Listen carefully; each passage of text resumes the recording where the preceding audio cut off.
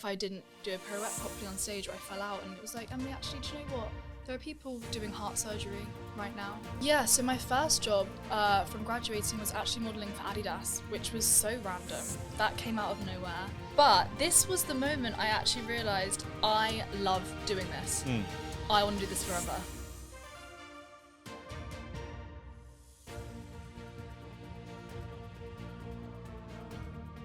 Emily Grace is a passionate advocate for intentional living and authentic performance both on and off the stage. Through her work, conversations and lived experience, she explores what it truly means to show up fully in life, navigate pressure with purpose and perform a high level without losing personal identity in the process. Emily brings insight into the human side of performance, confidence, resilience, mindset, growth, and balance between ambition and well-being.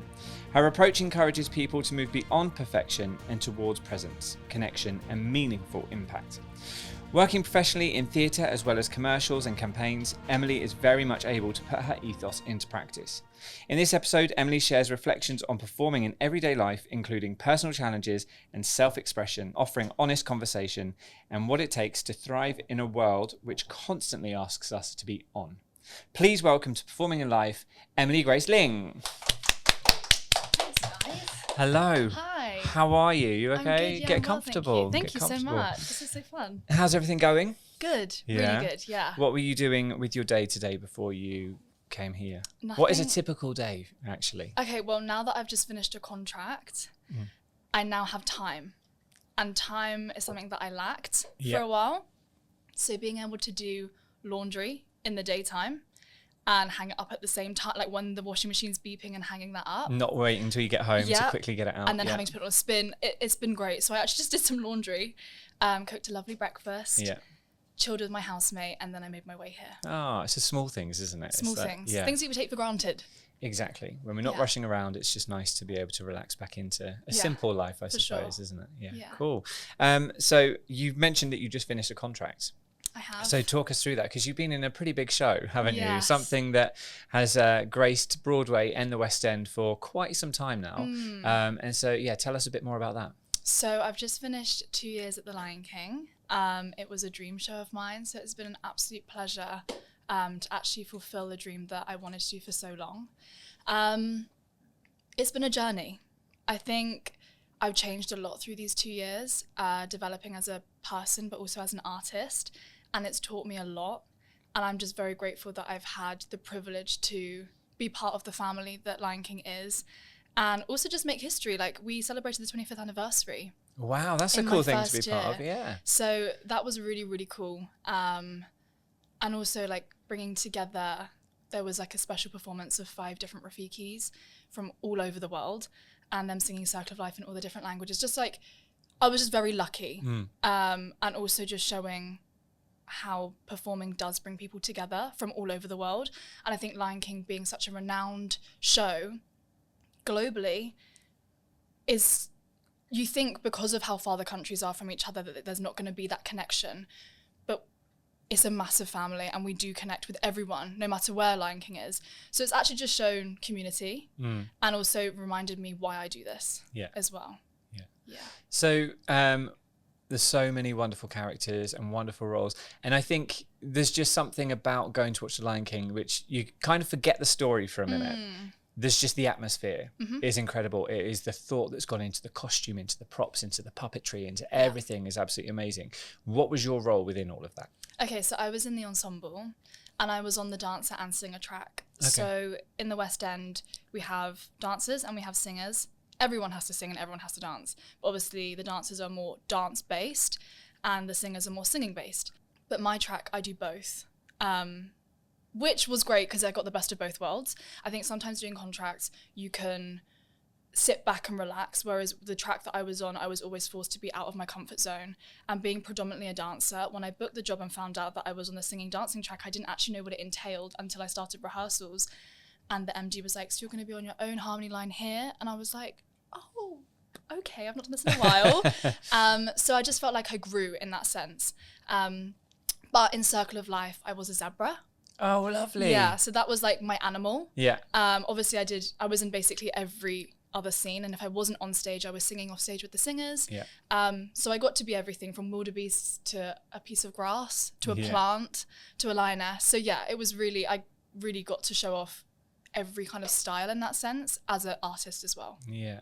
I mean, because The Lion King, they invest so much into the training side of things prior to you even going on stage, don't they? So I know that like for the people that play young Simba and young Nala, there's a whole, I think it's like called Cub Camp or something like that. Yeah. And basically they audition to get into that, but then they're kind of nurtured through that to basically build up to being able to go on stage and be those characters. Yeah. What's the learning process like for you going in as a zebra, for example?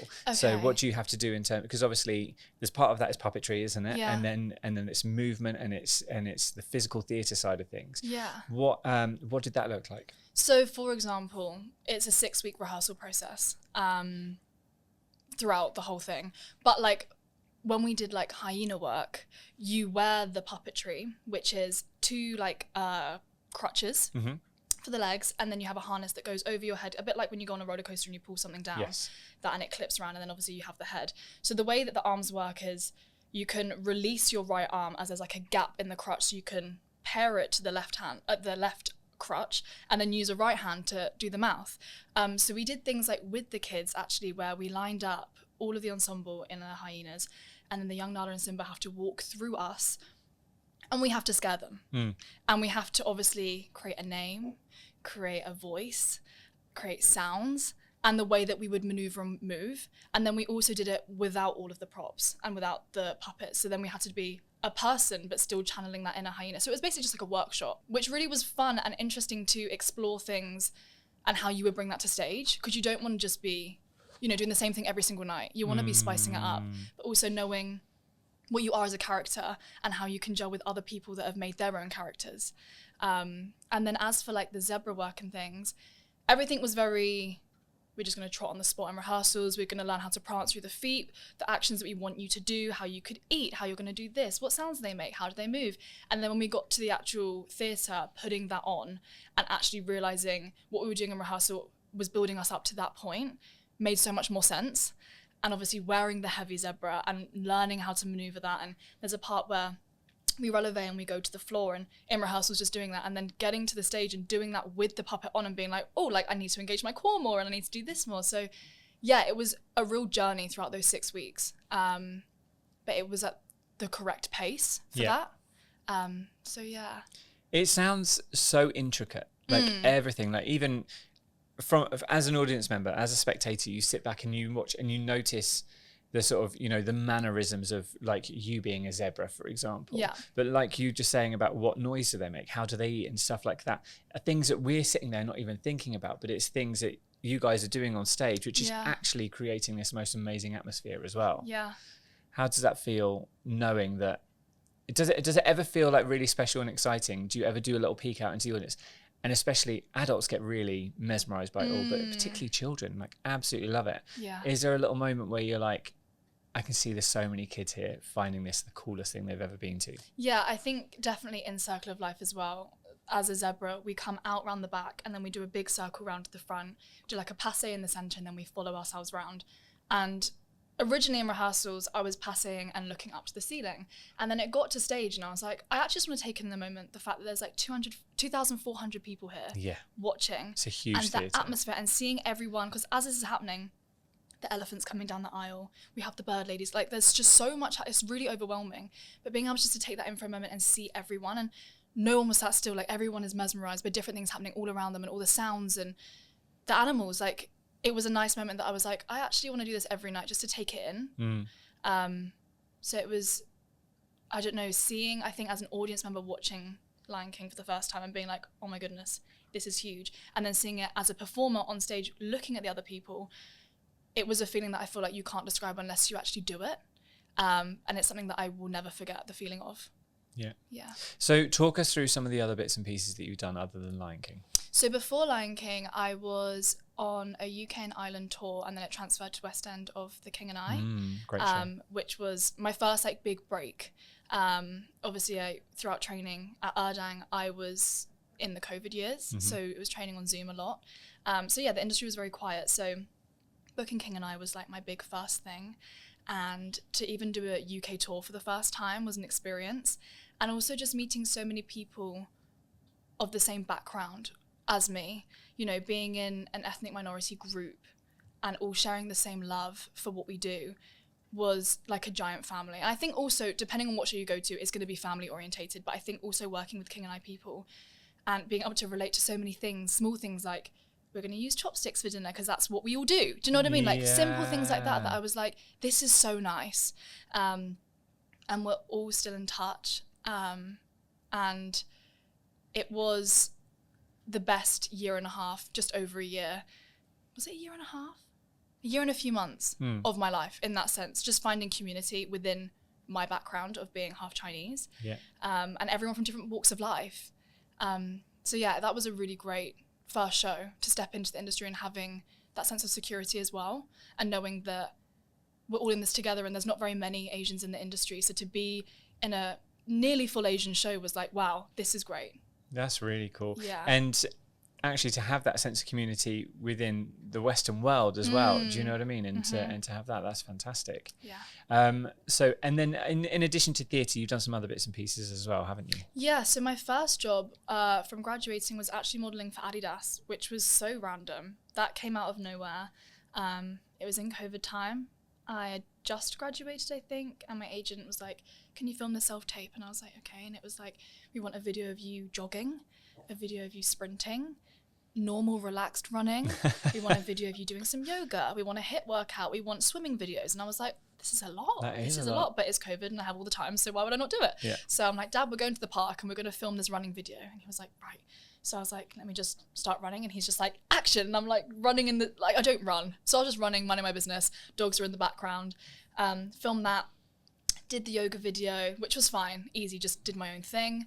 HIIT workout, kind of scheduled my own thing. And then the swimming video was the hardest because you're not allowed to actually film in swimming pools. So trying to get... Oh, of course. Yeah, so I was like, hi, I'm auditioning for this thing. I need to be able to swim. And they were like, no filming.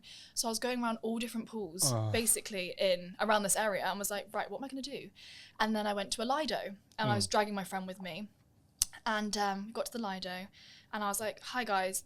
And obviously part of the pool was closed. And I was like, would it be possible if I could just film literally one lap of me doing breaststroke and one lap doing front crawl for this audition? And they were like, oh, we don't. And I was like, please, like, is there someone I could speak to? And then they called out the owner, and I was like explaining, and he was like, okay, yeah, you have literally 2 minutes. And I was like, fine, I'll do it. As I go into the pool, lightning. So they were like, we can't swim. And I was just like, what? I need to submit this. Like, I need to do this anyway. And I was like, oh my God, this is a disaster. What am I going to do? And he was really sweet and was like, I will open the indoor pool for you, but you literally have 5 minutes. And I was like, oh my God, this is great. That worked so well. So he unlocked the pool. I jumped in, and I've never swum so fast in my life because I was like, I have to get this done. And sent it off. And I think it came back being like, you're not going any further. And I was like, okay. And then something changed. I think they wanted a different video of some sort. So I resent something else of like one of the yoga videos. And then one night, kind of forgot about it. One night got a phone call from my agent, and I was like, oh, how are you doing? And he was like, yeah, I'm just picking my daughter up from school, general chit chat. And I was like, nice. And then he was like, just wondering, is your passport valid? And I was like, yeah, I believe it is. And he was like, because you're going to fly to Germany tomorrow morning. And I was like, tomorrow? Oh my goodness, okay. And I was like, so, like, for what? And he was like, you've just booked the Adidas like commercial. And I was like, oh my gosh, okay. So frantically like telling my parents, like, I'm going to Germany tomorrow morning, packing all my things, making sure my passport was valid. Yeah. My dad drove me to the airport very early hours of the morning. How was that then? Because you must have been flying during COVID times, right? Yeah. So was that masks. tricky? Yeah, it was. And also I've never actually traveled alone before this experience. Yeah. So I was a bit like, oh my gosh, I'm nervous. But then, and I had no idea of where I was going, what I was doing. I just got to Germany, and there was a man holding my name at the airport. And I was like, guess I'm going with you. And then he dropped me at the hotel, and then he was like, you need to come back out because we need to go to your fitting. So I was like, oh, okay, like doing this all by myself. My parents were obviously like texting, how are you getting on? Where are you at? Da, da, da, da. And it was like a 5 days worth of being in Germany. I think it was 1 day on the shoot, 1 day of fittings, and the other few days I could just explore. Okay. So actually having the time to be alone in a different country by Whereabouts myself. in Germany were you? Berlin. Oh, lovely. It's such a It great was stunning. city. Yeah, it was the best time alone I've ever had. And I was like, I want to do this more often. Not only for work, but also just for myself. And yeah, I think also being kind of post-ish COVID, kind of still in a bit of COVID, it was obviously there was like a specific rule in Berlin where you couldn't enter like shopping malls unless you had this special card. Okay. And you had to be carrying a mask and wearing it at all times. But yeah, that was my first job leaving Erdang that I never thought I would have ever done. Yeah. And that was purely because they wanted someone that was athletic, but also within the shoot, it was actually really interesting. They had a personal trainer at the shoot. And I had never been to the gym. I'd never lifted a weight in my life. And they were like, we're going to do some of the, I don't even know what they were called. And I was like, I don't know how to do that. So the personal trainer showing me. And I remember calling my dad after the first few hours, crying, being like, this is the hardest thing I've ever done.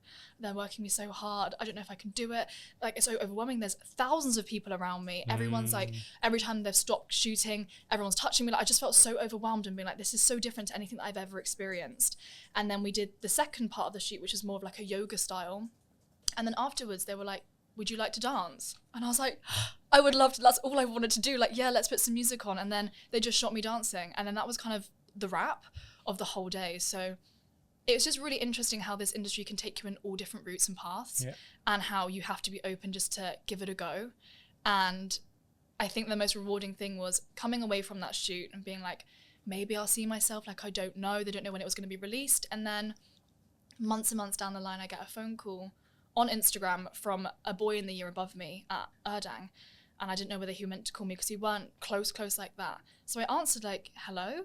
And he was like, hi, this is so random. I'm on a cruise at the moment. We've just docked in Miami and I've just come to get some socks. I'm in Macy's and I think I can see you on a billboard. And I was like, what? And I was like, send me a picture. And then he sent me a picture and it was me and this massive billboard hanging in Macy's in Miami. And I was just like, if that wasn't for him, I would never have known that I was out there. Yeah. And yeah, that was a moment where I was like, oh my goodness, like this is global. This is amazing. And struggling so much on the shoot being like, this is the hardest thing I've ever done. I've never done personal training before. And she was so powerful, this woman. She was tiny, but she was Asian as well. So I was like, okay, I feel kind of safe. And she was so lovely and she adapted everything to what I wanted to do. But also it just made me feel really proud of myself that I was able to do something where I was like, I'm no one around me I know. I'm in a completely different country. I got flown here like literally 2 days ago. I have no idea what I'm doing and they're just giving me so much grace within the period of time. So yeah, that was a really, really fun first job graduating. Yeah, that sounds amazing. Yeah. And so were you able to physically go over and see that picture of you on a billboard? No. Or has anyone taken a picture for you? Yeah, he took a picture and sent it to me and I was like, oh my gosh, no, that actually is me. And it's crazy because it's actually the back of me that he was able to spot, which is wild. You can literally just see like this much of my face. Yeah. And obviously the company Adidas sent me all the photos that I'd got. And I kept going to Oxford Street being like, hi, is there a new range coming up? Because this is what the photos are. I'm looking for this wear. And they were like, we don't know when it's coming. So I still actually haven't in person seen myself. Wow. I've just seen it through my friend. I thought you were going to say you went to Oxford Street and go, here, this picture, could you put it up? Yeah, imagine. I would love that. Or I'm like, hi, when you're done with that, could I have it? Just put it on my bedroom wall. But yeah, no. So I've never actually seen the pictures in person. Oh, wow. Yeah, I've just had them digitally sent to me. Yeah. Yeah. It'll be one of those things though, I think, like, I don't know, different contracts are different, but I had a friend who was in some stills for Coca-Cola. Okay. And that was like years and years ago. And I think I went on holiday and I was in the south of France, like about 5 or 6 years later. And there, lo and behold, he's there holding a bottle of Coca-Cola on a picture. So I think, sometimes they just end up anywhere and everywhere for however amount of time. So just want to come back to when we were talking in your introduction about it, you bring an insight into a human side of performance. So thinking about confidence, resilience, mindset, growth, and the balance between ambition and well-being. Talk us through that a little bit. Why is that important to you? So not many people know, but when I was 4 years old, I was diagnosed with arthritis. Okay. Which is wild, I think, for a child to develop. And obviously as parents, hearing that your child has got that, it's a bit like, how? And also growing up being like, thinking it's just what old people get. As you get older, your hands start to hurt, the joints swell, they get stiff. So obviously learning to deal with that through being a performer was something that was new to me and my family. And also it's crazy because I was speaking to a friend yesterday and she asked me, how was that? Because she didn't know that about me. And she was like, how have you navigated your life knowing that you've got that and dealing with that? And I was like, it's because I've known no different. I actually have known no different. And I just thank my doctors and the medicine that I'm able to do what I do. And it's actually really lovely. My doctor, Dr. Wilkinson, had me from 4 years old till, well, I was supposed to leave at 18, but I begged him and I said, please, I don't want to leave. You've been great. Like, I trust you so much. You've literally had my life in your hands for all of these years. Like, I don't want to leave. And I think I ended up leaving the children's ward at 21 because I was like, please just keep me for longer. And he was like, Ross Emily, and Friends. It's time. Yeah, like, you need to go. And I was like, oh. But he comes to all my performances.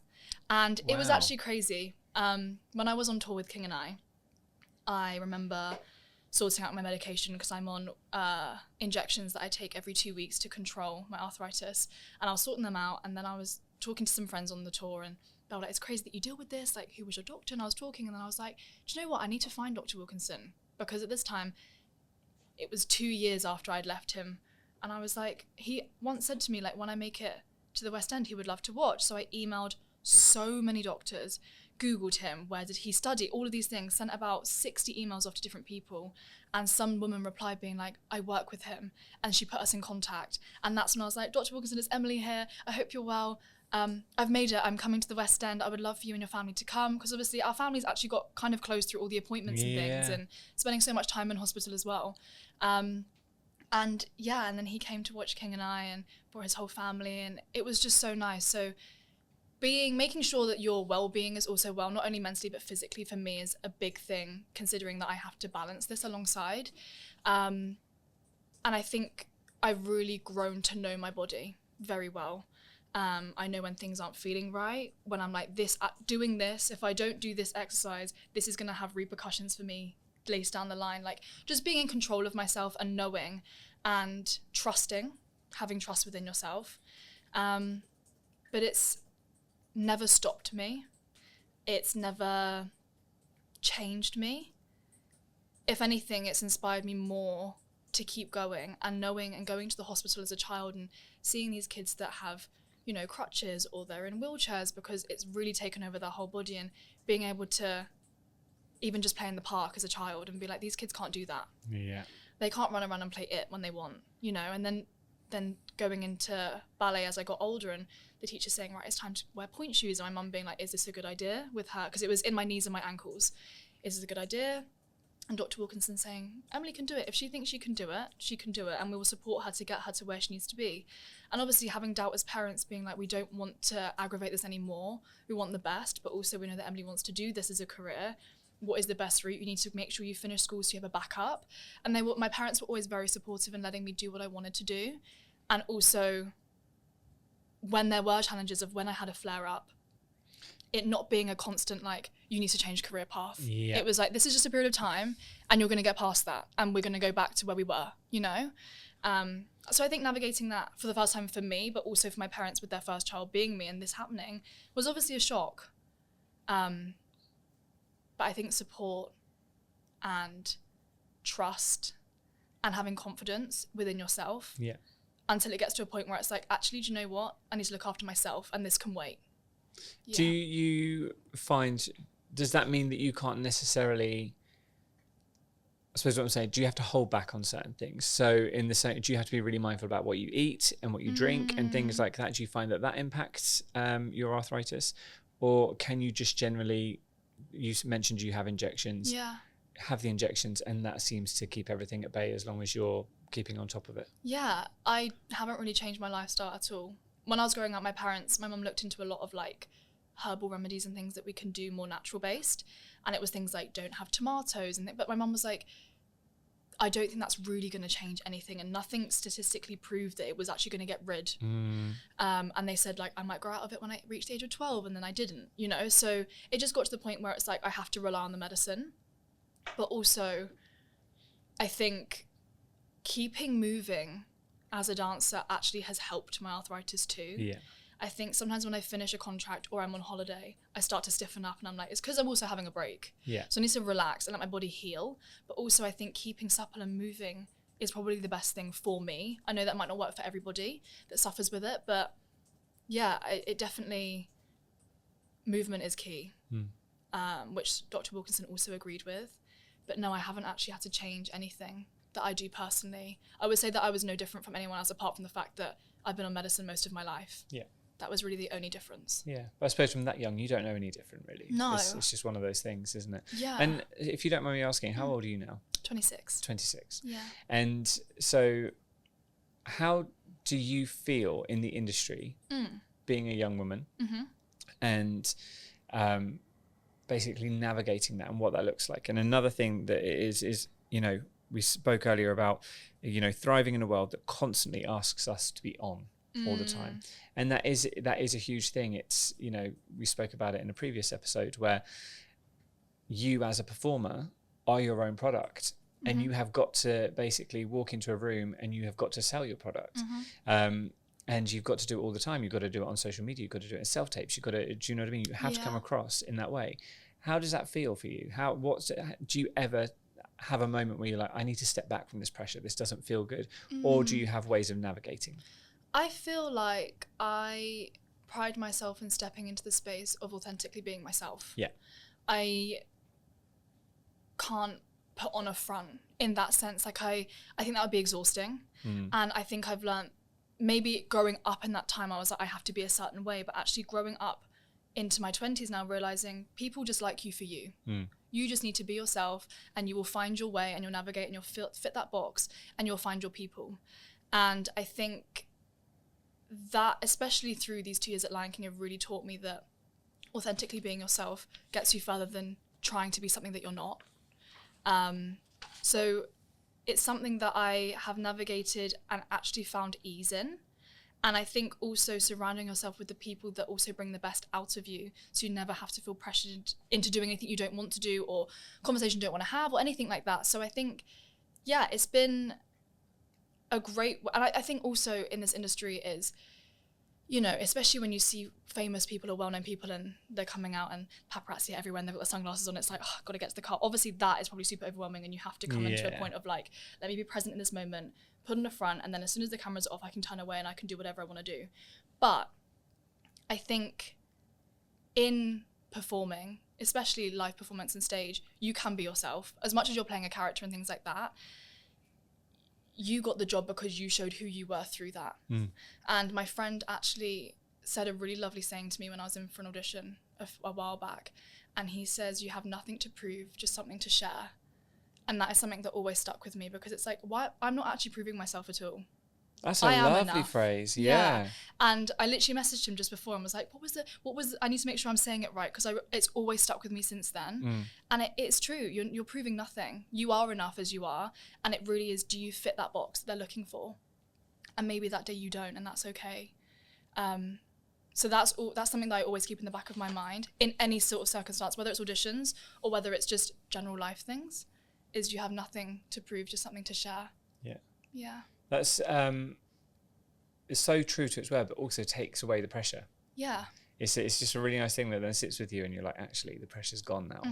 That's fantastic. Yeah. How would you say that the theatre industry has changed you since you started? Oh, I've gained confidence.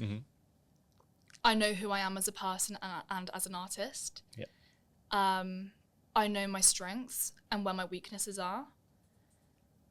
And I know that life isn't too serious. I've learned that life isn't too serious. And, you know, I used to be very picky at myself and a perfectionist if I didn't do a pirouette properly on stage or I fell out. And it was like, Emily, actually, do you know what? There are people doing heart surgery right now. And I'm just being an animal on stage, performing to 2,400 people that are happy to be here. They're not looking at you because you fell out of your pirouette. They're here because they just want to experience the whole experience. And I learned that actually we get paid to play pretend for a living. And that's every childhood's dream. You know, you used to do that as a kid, like, and now I get to do it for fun, and I'm with people that also love to do that. Like, it's just, life is really not too serious. What has, have you had any big sort of mental or emotional challenges throughout any of the jobs that you've done since leaving drama school that you've had to overcome? Definitely with Lion King. In that rehearsal process, I had massive imposter syndrome. Am I supposed to be here? Why did they choose me? Why can't I do this? This is so hard. Am I strong enough? And at the same time, I was also going for a lot of like through medical stuff with my arthritis. So I was like balancing that, and I was just like, you know, take it easy, be easy on yourself. You're in rehearsals from 10 o'clock till 6 o'clock every single day. Like, take it easy. But again, they were so good in supporting and also having room to have circle time to actually express how you're feeling at this current moment. And it's okay that you're not okay. No, so talk us through that. Talk us through the circle time. What's that? Yeah, so I haven't ever done it on any other job, to be honest, but you have a circle time and we literally sit down in a circle with the choreographer, and the stage manager's probably in the room as well, and the MD, and we go around one at a time explaining how we feel in this current moment right now. And it could be the simple factor of, I'm annoyed because I didn't get to hang up my laundry this morning, and that's why I've come in a bad mood. Do you know what I mean? Like simple things like that. Or actually, I'm in a really good space because I had a great breakfast. And it was just things in the moment. And we went around and we did it sometimes in the beginning of the day and then at the end of the day. So it was like closing the chapter. And obviously a lot of the time I would probably be crying. And it got to the point where everyone would start passing the tissue box around like, you're going to need that. Like, and it actually was a sense of like relief. Yeah. And knowing the space was safe. Not just, you're going to come here, we're going to do this choreography and you're going to go home, we're going to come again and we're going to do it tomorrow. It was more like, actually, we want to know how you feel and how we can navigate through this. And okay, you might feel like this is really difficult, but you're going to get it by the end of this process. So don't panic, you know? And it was the first time that I was like, I've never felt so cared for my mental well-being in a space. So I actually really loved that feature that we had. And it brought us closer together as a company, especially because when I started, I joined with 2 other girls and us 3 had never done Lion King, whereas the other people that did join with us had just come off the tour. So us 3 were brand new to the show, and the others kind of knew the show because they had been doing it. Obviously, the tour version to the town version is very different. So yeah, getting to know other people's stories and what they're going through and knowing, actually, do you know what? We're actually all not alone. We have each other in this and we can relate to this, or, you know, oh, this person's not feeling 100% today because they're grieving. You know, just like, it actually was just like, the space is safe and it's open and you do what you want from it and make sure that you're taking away things that you're learning for your personal life as well as for the show. So yeah, I really loved that. What a simple way of just checking in and thinking about the whole company's mental well-being as well. Yeah. I think that's such a nice touch. That's really, really great.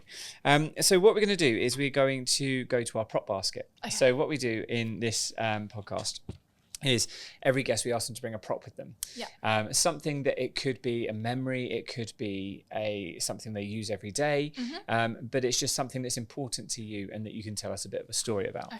So we're going to reach into the prop basket. In among the... Oh, how apt. Look, there's a lion mask in there. Oh my gosh, there is. Look how that Which works actually out. isn't mine. This one is mine. This is me. Age, I don't know. I'm going to say 5. So we've got a picture, and that is a very, very glam outfit for a 5 or 6-year-old. And I'm going to guess by looking at it that it was for a dance show or something along those. Yeah. And do you know what? I was actually really annoyed because this was the boys' outfit. Oh. So we didn't have any boys in the number, and it was, I think this was the New York tap dance, and there was the girls and the boys. Yeah. And because I was taller, she was like, "You're going to be the boy." Oh no. And I remember literally being like, "This is not it. This is not the one." But this was the moment I actually realised I love doing this. I want to do this forever. And we had the DVD still, and I was featured at the front, and I was in the lead of all the boys, leading all the lines, and my partner was the girl, and it was just a moment of like, Mum, I love this. I love doing this and doing my makeup. I'm wearing a red lipstick at age 5. Like, this is so fun. My hair being done, quick changes. Like, this really, for me, was like, yeah, I want to do this forever. Your moment. Yeah, for sure. And I feel like whenever I am struggling or I'm like, imposter syndrome's kicking in, this is who we're doing it for. Yeah. We're doing it for this girl that wanted to do it from the age of 2 when I started to where I am now. Yeah. And all the battles that I was facing alongside, you know. If I was 5 in this photo, I got diagnosed a year ago. Yeah. I was on medicine here. And standing on stage in front of all these people and performing to all friends and family and being like, this is where I want to go with the rest of my life. Like, yeah, it's a moment to remember for sure. And so Is that the sort of thing? Where do you have that picture? Do you like have it on your phone? Do you It's have on my it? phone. Oh, okay, cool. It's on my phone. And do you deliberately go and look at it sometimes? Yeah, and I think also like even when I did my King and I post, I think because you know how on Instagram you can have several posts. Yeah. The last post is a picture of me in like a Chinese outfit when I was probably the same age, and it is really like how time has gone by and I've not really changed. Yeah. You know, and just remembering the reason why I do this. And also my parents just being there alongside, being like, yeah, go for it. And supporting me throughout the process forever. What would your words of advice be? So say, obviously you check in with that picture and you kind of then sit there with that feeling, think about it, remember who you're doing it for, why you're doing it and stuff like that. If you could describe that feeling and you could give those words onto other young people elsewhere, what would those words be? I would say be a sponge, absorb everything. Everything anyone is ever going to say to you, take it in and put it in a pocket in your brain where you want to keep it for when it's appropriate to use. Also, go for it. Go for it. Why not? Why not? And also, I think I would say to my younger self is continue to be brave, because I think bravery is something that everyone has, but we don't get taught how to use it until it's appropriate. Yes. And that is something that you've got to just throw yourself into and be like, do you know what, I want to be brave today. And that can be from the smallest thing to the biggest thing. I think bravery is something that you need throughout life, no matter what career you're going into. Because the world is a scary place and there's so many negative things, but also there's so many beautiful things within life, that the small things that mean a lot. And if that means today I'm going to choose to be brave for whatever reason, so be it. You come across incredibly grounded, switched on, and very wholesome. Thank you. And where has that come from? Is that something that's always been just a trait that you've had, that you've sort of like inherited from your family? Or did you have to go through a bit of a process of learning, of wanting to be in that mindset? I think a lot of it is from my parents, to be honest. They're great people. And obviously they raised me, you know, they raised me to be the person I am today. But I think also a switch happening in my life where I was like, life is too short. You know, from simple things of when I was a kid being in hospital and seeing these kids that can't even leave the hospital and I get to go for an appointment and walk out. Simple things like that made me realize that you need to enjoy what you have and for what life is. And when you're having a bad day, that's not going to last forever. And when you're annoyed in this moment, actually just take a deep breath, and in the grand scheme of things, we're actually okay. So I think it was also a switch in time where I was like realizing that we're on this earth just to live and enjoy, and everything will fall into place. Nothing lasts forever, and you map out the life that you want to live by your choice, and it should always be from you. Yeah. That's really wise and actually really meaningful and powerful words.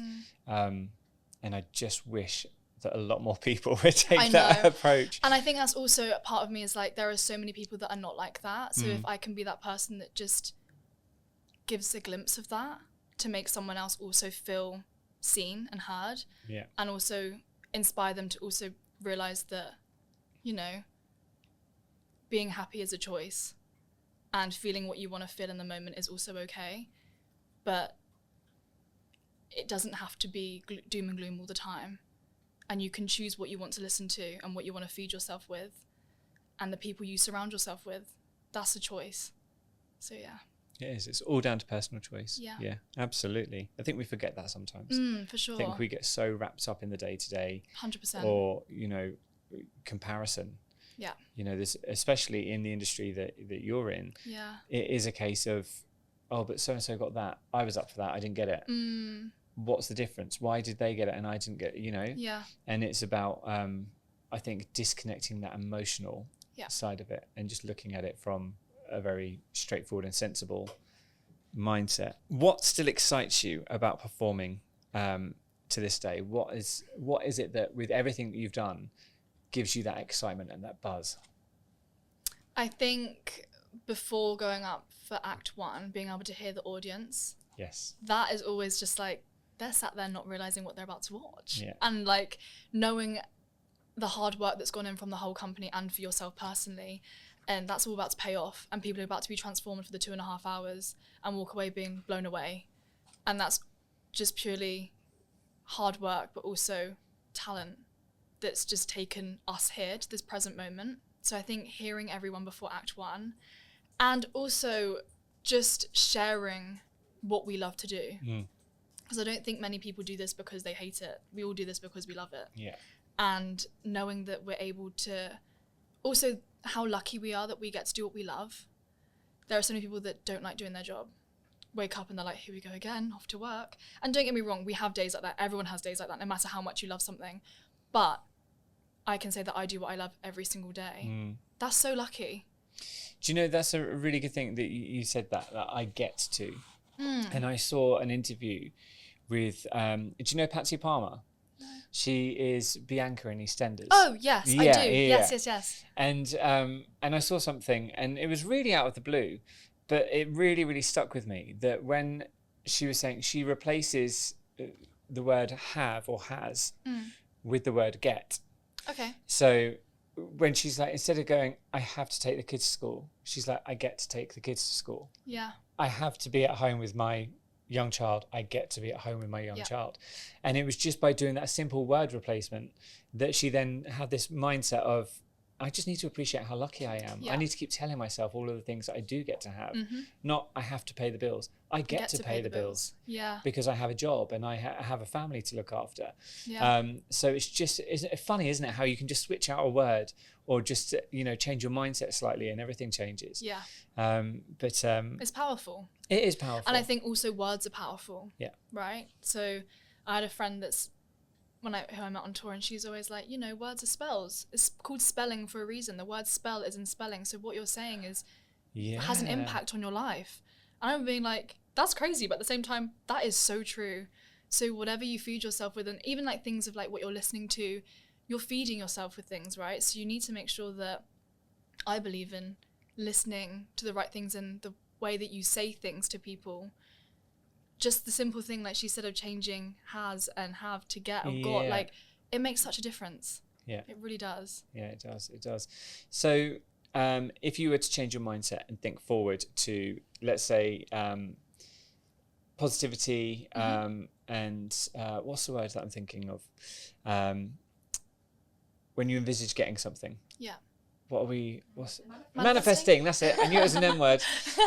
Manifesting. And thinking along those lines, what dream musical or dream role would you love to find yourself in at some point? This is hard because everyone's like, what's your dream show? And I'm like, well, it was Lion King, but now that's done. I'm like, well, now what? I don't have a dream show anymore now that I've ticked that off. I have shows that I would love to be in. Yeah. What about a character? Is there a certain character that you'd love to portray? I would love to be a human. To just play a human. Not a zebra. Not an animal. Or a piece of grass. Like I would just love to be a human. I think also because in King and I, obviously we were the wives of the king, but there was a ballet that happens within the show and I was a dog. Oh. And then I moved to Lion King and I was a zebra and I was a lion. And I would just love to be a woman in a heel with some tights. I've not done that yet. Okay. I've not done, apart from the pantomime that I did in 2021, I've not done that in a long time. I want to partner with a boy and be cute and flouncy and all these things. So I think anything just to be a human. The simple things. Wild.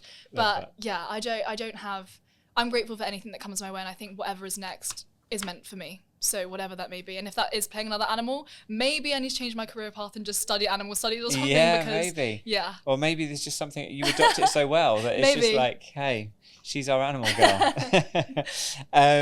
Also, do you have a dream co-star? Like if you were to perform opposite somebody, is there anybody that you really admire in musical theatre and you would love to perform alongside them? So I'm not a massive musical theatre person in that sense. Even though I'm in the industry, I'm not like a diehard fan. But one person that I've recently been like obsessed with is Joy Woods. Yeah, where do I know Joy Woods from? She was like, it went viral for the song My Days from The Notebook. Yes, yeah. I am obsessed with her. So obsessed. I know that she's coming to London at some point. I messaged my friend like, we're going. We need to somehow find a way to go. I think even just to be in the presence of her, because I think she has a gift, like her voice is phenomenal and she seems like such a lovely person. Obviously, I'm out here fangirling over her. I don't even know her personally, but that would be so cool. Just someone, because I don't really have musical theatre people that I idolise or anything like that. Like I'm very much like, I'm in this industry, but I'm very reserved, whereas some people are, you know, musical theatre nerds, they love this. Yeah. I love it, but on a different level. And I think maybe something alongside her would be so cool, just because I'm like, I listen to her music all the time. Yeah. Nice. Yeah. So the next thing that we are going to talk about is your curtain call. Okay. So let's say, for example, there's something in life that you want to be applauded for or remembered for or known for. What would that be? Oh, that's a great question. I think I would like to be remembered for just being happy all the time. Which sounds really random, but I think also just being a light for people. Yeah. I think I've definitely learned after saying goodbye to so many of my amazing colleagues from Lion King, people saying like I've brought a side out to them that they didn't know they had, the playful side, the childlike side. I'm always up for a laugh, I'm always pranking people, I'm always doing stupid things around the theatre. And I think I'd love to be remembered for that. Just, I think that shows me as a person that I'm really not very serious and that I like to make fun out of any situation. And I think laughing is the best medicine. So I think, something silly like that. Good. I agree. It's good to laugh. It's really, really good to laugh. It's good for the soul. And so we've actually got some student questions for you that come from our students. And Poppy is going to hand over the iPad now. And on there, we've got some questions. Hi, I'm Lulu. I'm 16. And who's your favourite person you've worked with? Ooh, that's a really good question. That's tough as well, isn't it? Especially like, I'm guessing there must be different individuals that you've enjoyed working with for different reasons. That's really hard because everyone I work with I adore. I think Sean Escoffrey, the guy that plays Mufasa. Yeah. He is one of a kind. Yeah. He is like a big kid. He is the kindest man. He is always up for a laugh. I think that's also why, because we used to just mess around so much and it was just someone that I could bounce off and be like, do you know what? I want to be like you when I grow up, because you have a beautiful family. You've done this for many, many years. You've provided. You've been a light to many people. You don't take life too seriously and you show up and you're 100% every single day. So yeah, Sean Escoffrey, 100%. Nice big shout out to Sean. Yeah, shout out to Sean.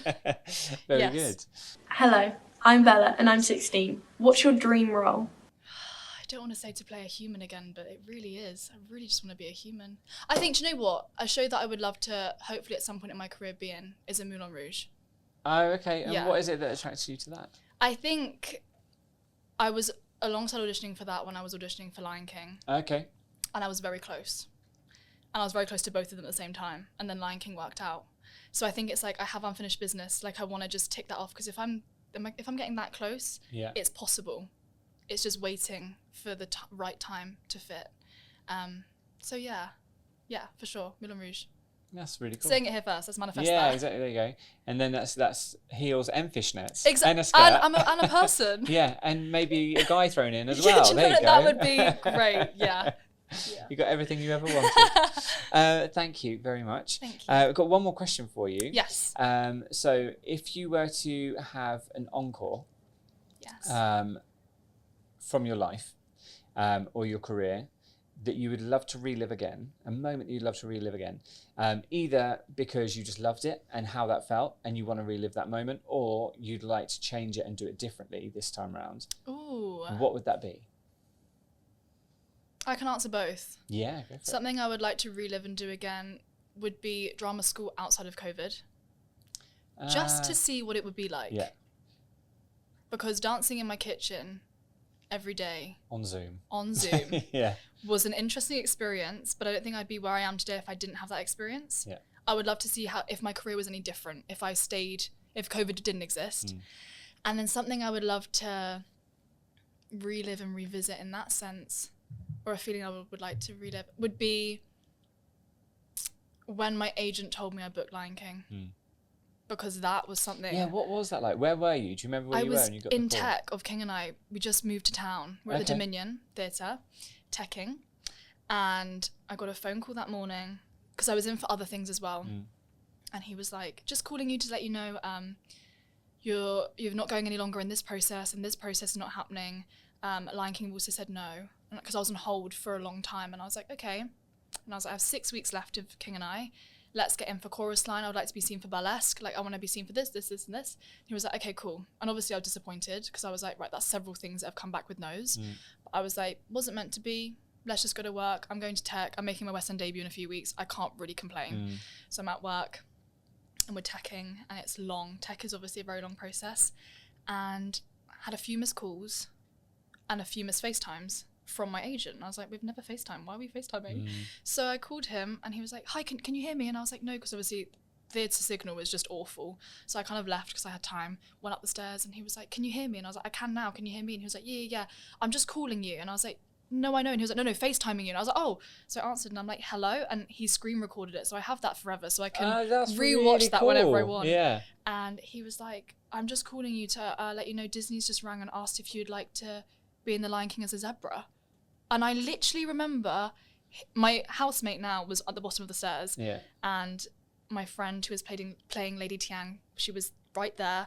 And I just dropped to the floor. You can see it all on the camera. And I'm crying my eyes out. And I'm just on the floor on the stairwell. And my friend thought I'd like fallen up the stairs. Like, it was like a whole catastrophe. But actually, I just got told, because 6 hours ago, I got a no. Yeah. So it's just crazy how life can really just change. Yeah. And 6 hours ago, I was like, right, now what do I do? Better start sending my CV off. I need to start doing this. I've just moved into a new apartment. I've got all this rent to pay. Yeah. And 6 hours later, it was, no, you're going to be doing this now. Do you want it? And I was like, oh, I would love it. Oh, I remember just bawling my eyes out and then coming back and everyone being like, are you okay? And I was like, I've just booked Lion King. And everyone being like, oh my gosh, like, that is a feeling that I would love to, I mean, I can rewatch it through the phone, but to just be there feeling, of that feeling. Yeah. And I held it in from my parents because they were coming to watch my West End debut. It's my dad's birthday on my West End debut. And I gave them a tour. And I've also got the footage of me, my parents and my brother and my friends taking the photo, but she's recording and she's like, say King and I, and we're like, King and I on the stage. And then she's like, say West End, and we're like, West End. And then she says, say Emily's booked The Lion King. And I'm like, Emily's booked The Lion King. My parents don't react because they're just straight. My brother's like, oh my gosh. He's like, what? And I was like, yeah. And then my mom's like, what do you mean? Because obviously, like, I just hadn't said anything. Yeah. And yeah, I caught their raw reaction. And my mum didn't believe. She was like, I need to see the contract. I don't believe you. I was like, I'm telling you, I wouldn't put myself through this if it wasn't real. And yeah, and just seeing their reaction was amazing. Yeah. So yeah, I'm just glad I have the footage of both those things, of me finding out and also me telling them. Yeah. But yeah, to be in that feeling again would be beautiful. That's very special. Yeah. Fantastic. Well, listen, thank you so much for joining us today. We really, really appreciate it. Thanks for having me. It's been fantastic to have you along. But before you go, we do have just one little gift that we'd like to give to all of our guests who come on our podcast. Is your very own my gosh, Performing in Life cover. That's going to go on my wall. Yeah, do you know what? I was just saying I would love to do a podcast. Like, I was saying this last year, like, we'd love to have a podcast or do a podcast or something like that. And then this came through and I was like, it's happening. Yeah. I'm here with the mic. So this is... And now you have your cover. And now I have this. Thank you guys Brilliant. so much. No, thank you so much. Big round of applause, please, for Emily Grace. Thank you, guys. Thank you. Thank you.